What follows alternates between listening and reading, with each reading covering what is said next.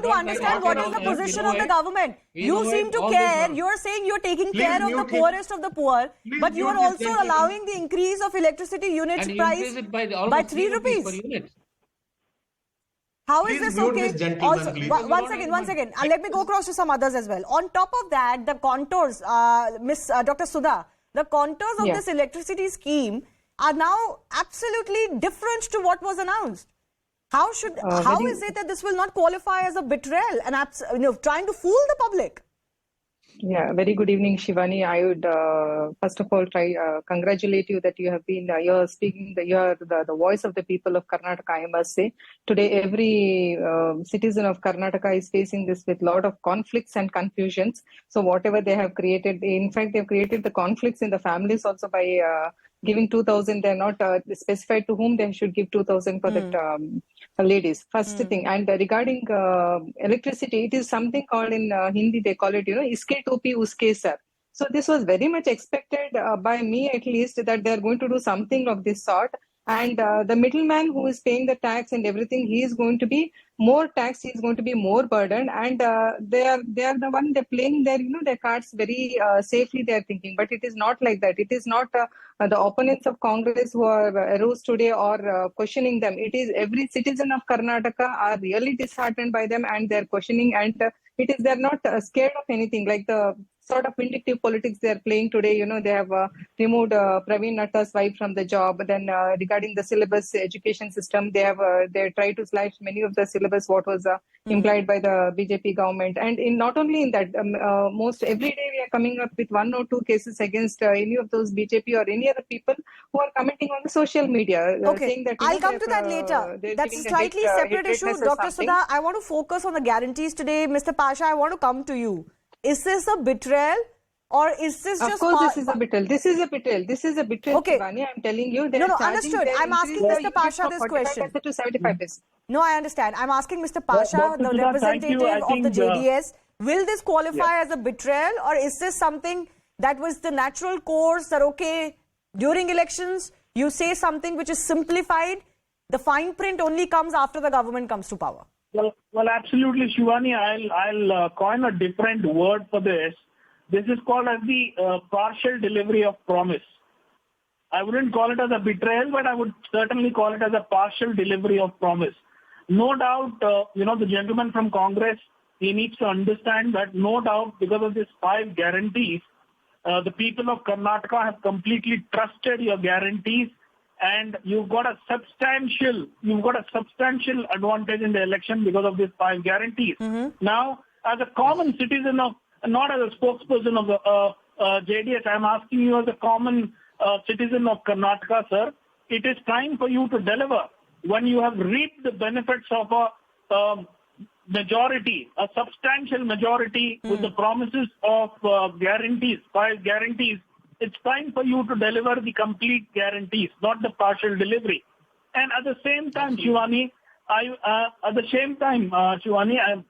yes, these are the social welfare. You call it as a social welfare schemes, or you call it as the freebies. If they are promised to the people of Karnataka, definitely they have to be delivered.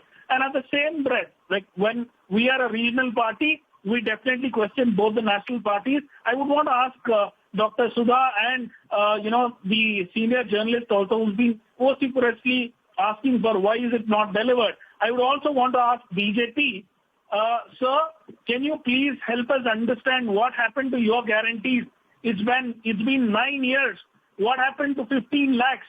What happened to the black money which is plundered by the wealthy? Don't go into that zone. I'm sick and tired of this 15 lakhs. Nobody made that guarantee. No, Mr. Aslam, that guarantee was never made. It was never part of any manifesto or anything. No guarantee cards were published on 15 lakhs. I'm sorry, you cannot deviate from this issue and this particular culture of giving these promises, especially free electricity promises, free water promises, free bus travel promises, and compare that to that 15 lakhs thing. No, I'm sorry, that was never a promise and it was never past a part of a manifesto. Just give me 30 seconds. Yes, go ahead. 30 seconds more. Yes. 30 seconds more. I am saying, right, it is not there in the manifesto. Are you saying, I want to ask, in the second term which Modi ji has come in, are you saying when a Prime Minister or a Home Minister stays in an election campaign, we will get the 15 lakh, we will build the smart cities, we will get the black money plundered back to India? Please understand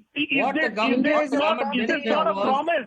One by one. One by one. Smart city. One second. Please don't confuse issues. Can I just come in? I request everybody to please speak when I come to them. Do not speak over each other.